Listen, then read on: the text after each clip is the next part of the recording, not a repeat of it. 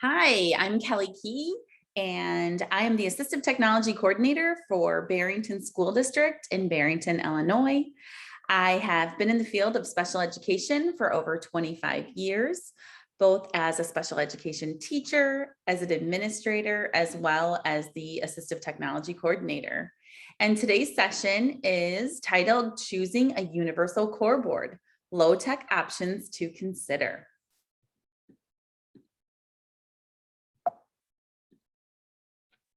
So using a core board is an excellent way to quickly access core vocabulary. So what I'd like to encourage you to do is when you're working for a school district or whether it's your own classroom in a school or a full district, I would like you to consider establishing a universal core board to model on. There are many benefits to using a universal core board. These include the fact that the words that we read, write, and speak 80% of the time are right there at your fingertips. You never miss an opportunity to communicate. You can use it to expand students' communication. You can use it to make meaning out of students' communication attempts. And a big part of it with that core vocabulary and core boards is the motor planning is always the same. It allows for staff and parents to gain a comfort with modeling. And it helps staff with targeting core words in a systematic way. So how this works is the staff leading the activity.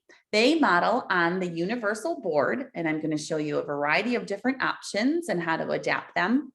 So they model up on the universal board while the other staff can model on the students' individual boards or communication devices.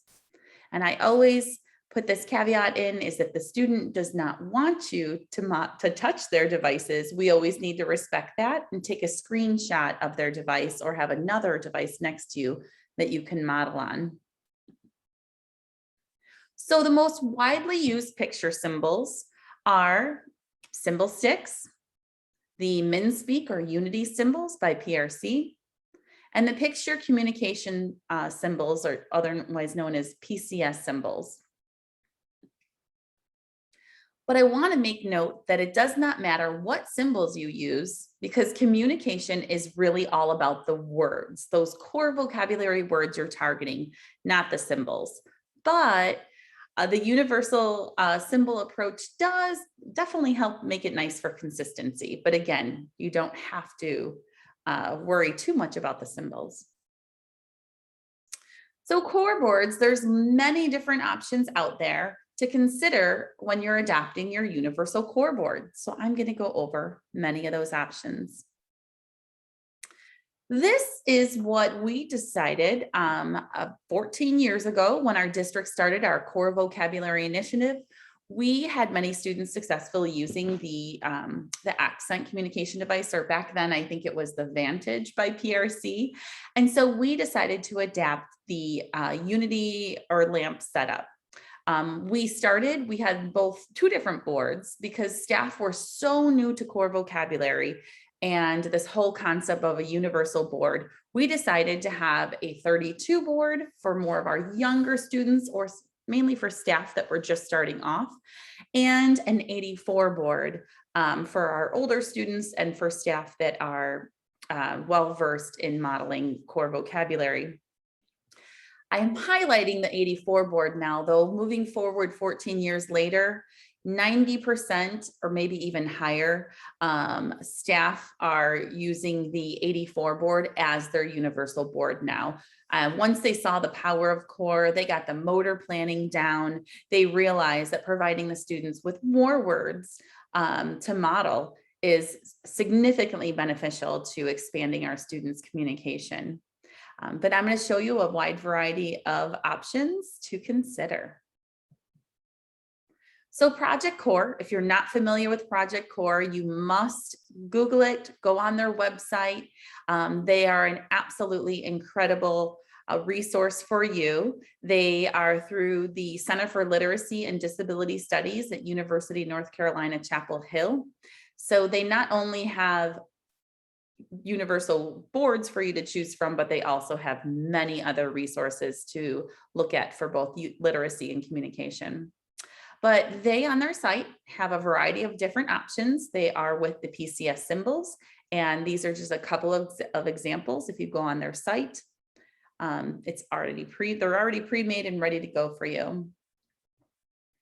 Another pre-made option ready to go is if you go on the My Toby Dynavox website and you look under resources, you'll find their low-tech universal core boards. And again, these are also utilizing the PCS symbols. Saltillo on their site has a variety of different options to choose from, download and print as well. And Saltillo is if you're familiar with the touch chat app, Saltillo also, this replicates that as well. And these are the symbol stick icons. Assistivewear, the people that created Prolo Quota Go, that app, they have their own on their website, again, pre-made options available. These are also using these symbol sticks icons.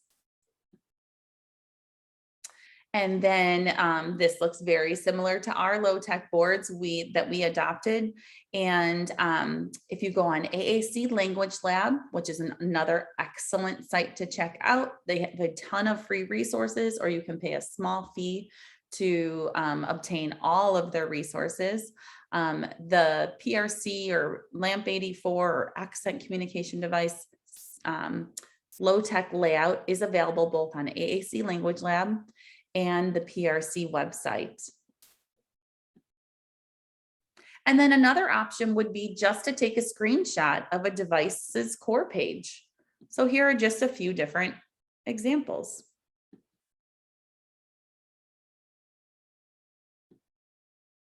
And you can also create your own. I referenced here a couple of my AAC friends, core vocabulary and AAC friends have created these for their district. So I have that on here as well.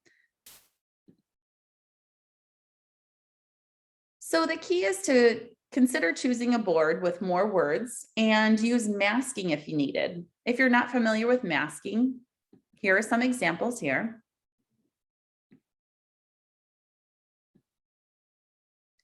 So you choose a larger number of locations, but keep the placement of the words consistent. So this helps allow the students to grow vocabulary without changing boards or devices. It's a really nice way to get that motor plan down without maybe being so overwhelmed with all of the words that are on the page. A couple advantages to masking. It is definitely less overwhelming, especially if you're just starting out universal core approach. It can be used to teach specific targets. So if you're targeting certain words or language functions, like within a therapy session, and you could hide buttons for a specific activity or hide them until you introduce those core words. But I always share that use caution with masking because you really want to expose students with as many words as you possibly can. So open it up as soon as you can, add vocabulary as soon as you can. And our staff, what we do is we always still model on a full board. So whether the full board's at the front of the front of the room or even on a student's low-tech board, we'll have one side be masking if the student really needs it. But then if you flip over their board, the other side will have the full board for us to model on. So once you determine your board setup, here are a variety of additional options and adaptations to consider. Providing bilingual boards for those students that speak another language. These are our Spanish boards. Adding personal fringe. There are a few different options here. A lot of those companies that I mentioned that have the pre-made boards that are on their websites, they have these ready to go for you. You can add personal fringe, which I highly recommend. And you can put it at the top, you can put it on the side, you can make it open as a book. It really is up to the staff. As long as it stays consistent and those words don't move, You can put it however it works best for you. We actually, on the left here, you're going to see this example. We do this quite a bit where we will slide the core board into a binder, and then we just make out of cardstock and the book binding. We'll make our own fringe sets for students. And then on the right is another example of what we do. We actually utilize one binder for two boards. We'll cut the binder in half, and then we'll slide the core board in the other side.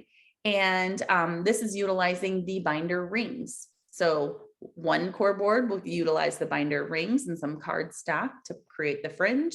And another one will use the book binder and the cardstock. And then we just Velcro that on. We also have activity specific fringe. So this is a universal board. The teacher is modeling at the front of the room.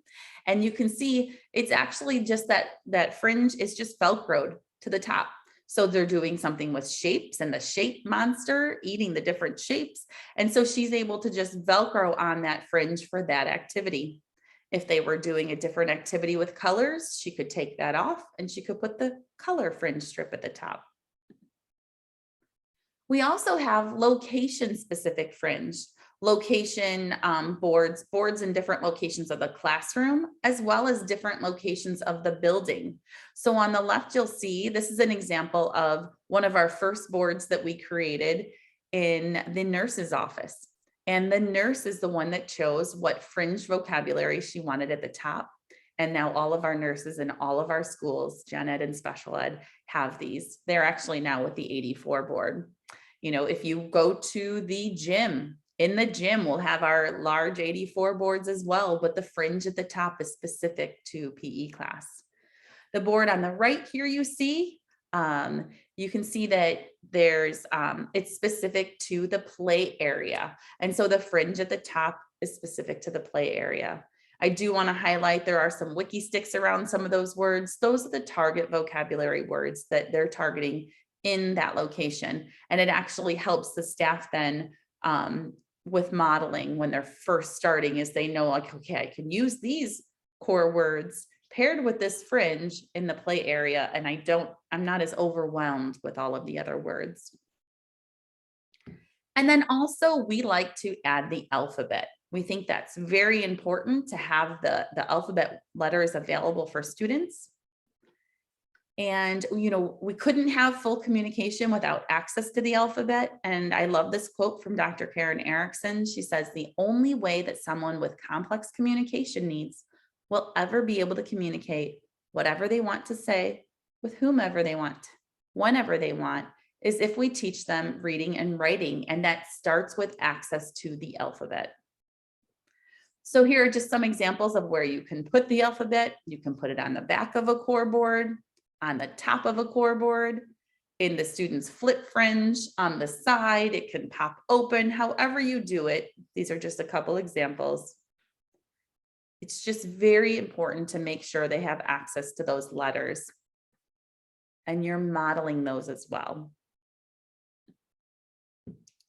And then creating large core boards. That really, when it comes to your universal board, you're going to want large boards available at the front of the activity or the front of the classroom, or portable large boards. We have them everywhere throughout our whole classrooms and throughout the school. And that is what you're modeling on. So having these large core boards is critical. They allow for vocabulary instruction during group activities for all students.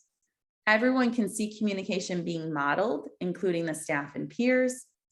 It allows for multiple turn taking in a group. Students can go up and use the boards as well. And allows for greater opportunities for verbal students to increase their expressive language and learn vocabulary, including word order. And so here are a variety of different examples of those. You can put them up on the wall. You can even have them on the floor. This one is interactive. You can take the pieces on and off and create your sentence strips. We have universal boards on our playgrounds, and you can see the one with the picture of me in there at the Early Learning Center. This is on one of our playgrounds. One side is English, the other side is Spanish. And if you look closely, you can see the fringe at the top is specific to the playground. And then the one on the right, we have these all over as well, inside and outside. It's made out of a fabric that is weatherproof. And they're really nice because they're portable, or we can zip tie them to a fence, and they are weatherproof.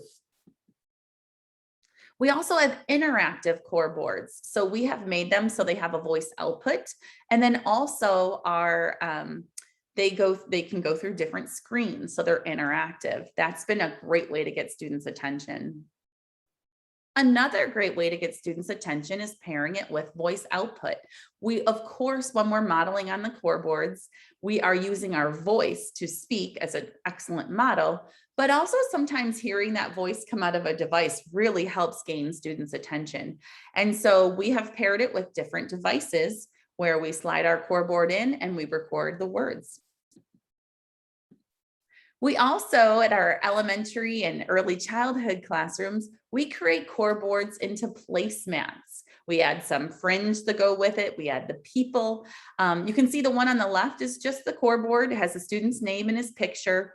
But then we realize when they have their snack, they're covering up a lot of their words on their placemat. So we have done it where we've split the core board and have room for their food in the middle. And then again, their name and their picture, their peers and teachers' names and pictures, so they can make comments to them and make requests. And then also the fringe that goes with that at snack. And then we absolutely could not have our universal core approach without our portable core boards. And here are a variety of different examples. All staff in the district, we walk around on our lanyards with our portable core boards. They're just miniature size boards that we've shrunk down, and we've put them in these little badge protectors, and we attach them to our lanyards. And it is incredible. Not only can we model on them, but we have had so many students come up and actually start talking to us on the board. It's like, these are my words. Some staff like it to be a little bit bigger. So this is a core board where it has a little piece of Velcro when it closes, but then so it's not as big on your, carrying it around on your lanyard, but you can pop it open and have it great for modeling that way. We will put them on bags. We will put them on our lanyards. Also, we have these excellent, these are called coaches wristlets or coaches playbooks that you can find on Amazon. You can actually slip it on the staff or the student. And we slide our core boards in there. It's what I guess they use for sports to have their plays right there on their wrist, but we put core boards in there. And there's youth size and there's adult size. And again, it's just an excellent way for the student to always have that vocabulary on hand, whether they're in PE class or they're on the playground. When they're running around, they still have their boards available, their words at their fingertips, literally. And then of course, like our occupational therapists and physical therapists love these as well, because they have them to model on their wrists as well.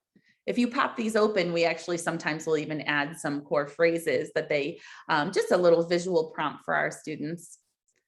And one of our students, actually, the reason we started using portable core is because I gave out buttons at our first training over 14 years ago, and they look like this.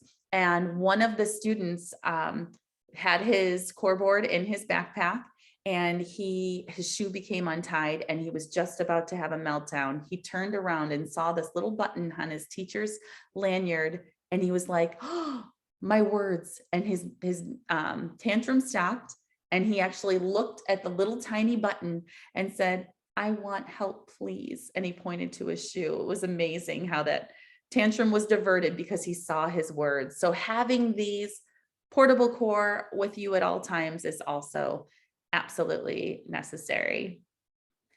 And then before we leave, I just wanted to mention that, once staff really do feel comfortable, if you have a universal board that you've been using for a significant amount of time, staff are very comfortable with modeling on that board, you could consider even rotating your classroom universal board that you model on. So, if you chose the board on the left here, like we have, but some students may actually it may help for students to see their device their device core board screenshotted in the front of the room as well. So of course you can still model.